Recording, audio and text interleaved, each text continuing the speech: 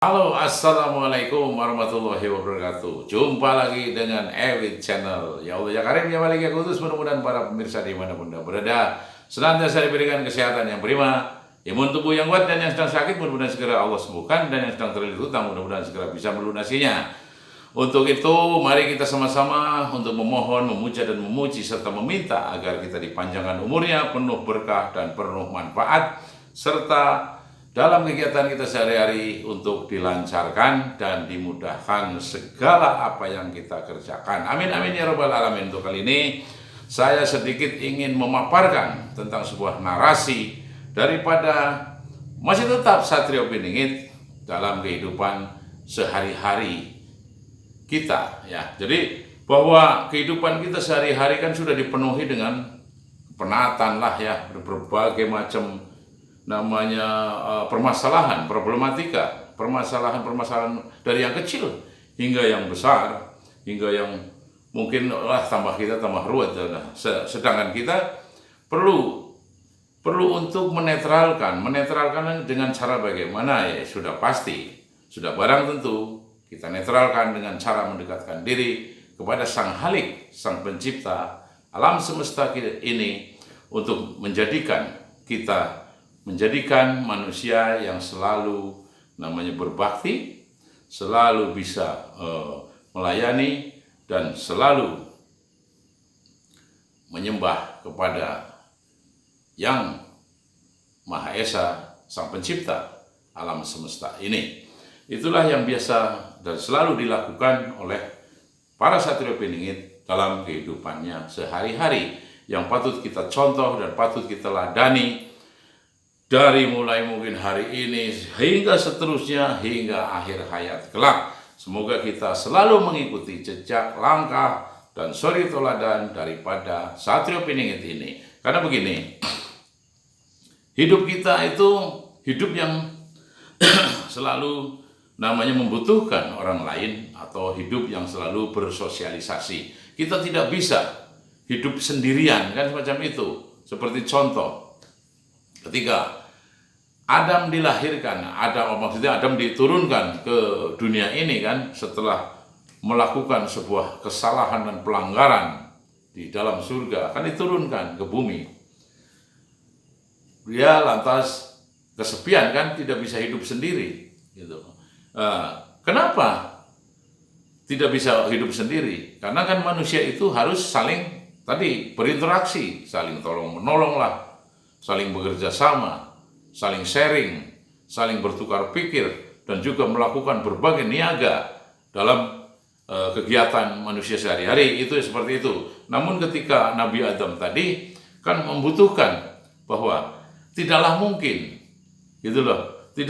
Adam diturunkan ke muka bumi ini dengan sia-sia, dan itu karena hasil daripada perbuatannya, dan mungkin Sang Pencipta semesta ini marah. Kan bukan, itu karena kasih sayang Ar-Rahman dan Ar-Rahim daripada Sang Pencipta alam semesta ini.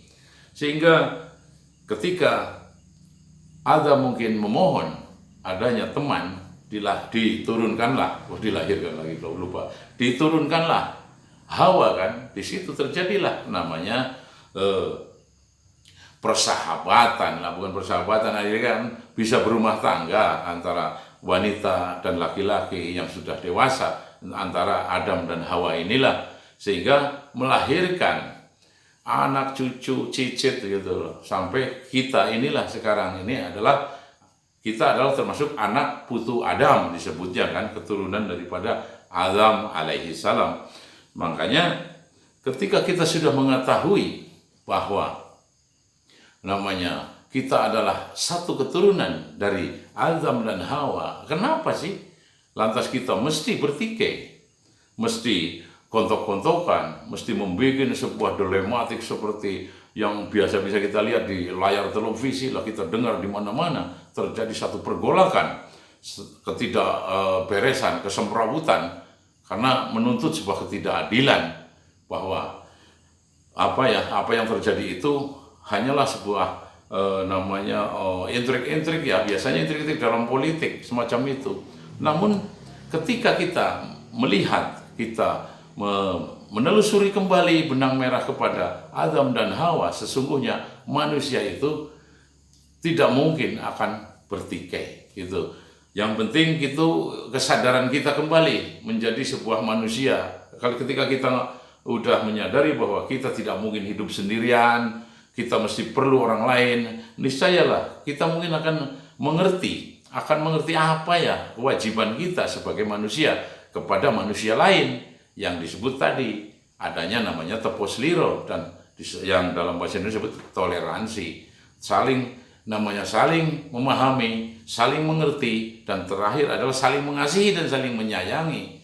Bukankah itu adalah anjuran dari Sang Pencipta agar kita menjadi saling mengerti dan saling menyayangi, serta saling mengayomi dan melindungi. Untuk para pemimpin seperti Satrio Piningit ini kan harus melindungi, mengayomi, memayungi, terutama payung hukum di dalam kehidupan sehari-hari di masyarakat dan mungkin berbangsa dan bernegara, agar payung hukum ini agar jelas untuk memayungi kaum lemah yang tidak boleh untuk kita tindas gitu, tapi untuk kita angkat, kita bangkitkan semangatnya untuk bisa melengkapi dan menjalani kehidupan ini dengan penuh semangat, penuh energi, full energi untuk menjadikan dirinya makmur. Nah, semacam itu. Nah, apalagi sekarang dengan adanya kelahiran Pancasila ini kan hampir mirip gitu loh ya, hampir sama gitu ya, karena ini diadopsi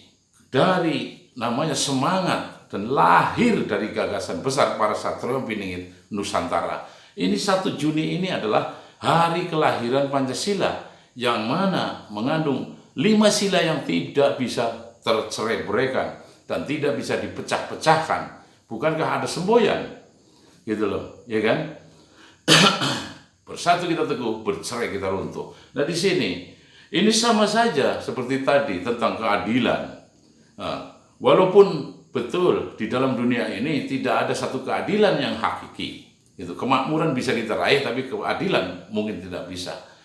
Nah, tentang pertikaian itu kan sejak zaman Adam tadi, yang tadi saya sebut, bahwa Adam dan Hawa lantas melahirkan Qabil dan Habil kan. Dengan berebut pasangan tadi, akhirnya saling membunuh tadi. Ada satu, karena sebuah apa? Ini pembunuhan muncul karena apa? Waktu Qabil dan Habil ini, kecemburuan kan? Hanya kecemburuan itu, makanya kita mesti selalu berbakti kepada Sang Pencipta, Sang Halik, Sang Pencipta alam semesta ini, agar kita selalu dituntun dan dibimbing. Gitu. Sedangkan Sang Pencipta alam semesta ini itu sudah menurunkan dan menjadikan manusia pilihan Satrio Piningit ini untuk kita ikuti. Nah, dengan lahirnya Pancasila di muka bumi Nusantara ini, mudah-mudahan semua masyarakat Nusantara bisa bersatu padu untuk membentuk satu jalinan yang saling mengerti, saling toleransi, hingga menuju kepada Bhinneka Tunggal Ika. Walaupun berbeda-beda, namun tetap satu tujuan untuk memakmurkan dan membawa bangsa Nusantara ini, NKRI, menuju masyarakat yang adil dan makmur berdasarkan Pancasila tadi. Karena ini hari kelahiran Pancasila, untuk menjadikan negara mercusuar yang mungkin kita cita-citakan bersama sejak zaman nenek moyang kita, para Satrio Piningit ini, ingin bahwa negeri ini menjadikan sebuah negeri yang betul-betul menjadi negeri yang mercusuar, yang disegani di seantero jagat ini, karena kita mempunyai warisan kekayaan yang luar biasa dikasihkan oleh Sang Pencipta alam semesta ini ya. Mari kita sama-sama untuk bersatu padu dalam membentuk satu bingkai kehidupan yang berpancasila, beragama kan, dan juga selalu bertoleransi, agar kita selalu bersatu padu untuk menjaga negara kesatuan Republik Indonesia ini tetap jaya selama-lamanya. Mungkin cukup sekian dan terima kasih. Hum sikum wa nafsi bitaqullah. Wassalamualaikum warahmatullahi wabarakatuh.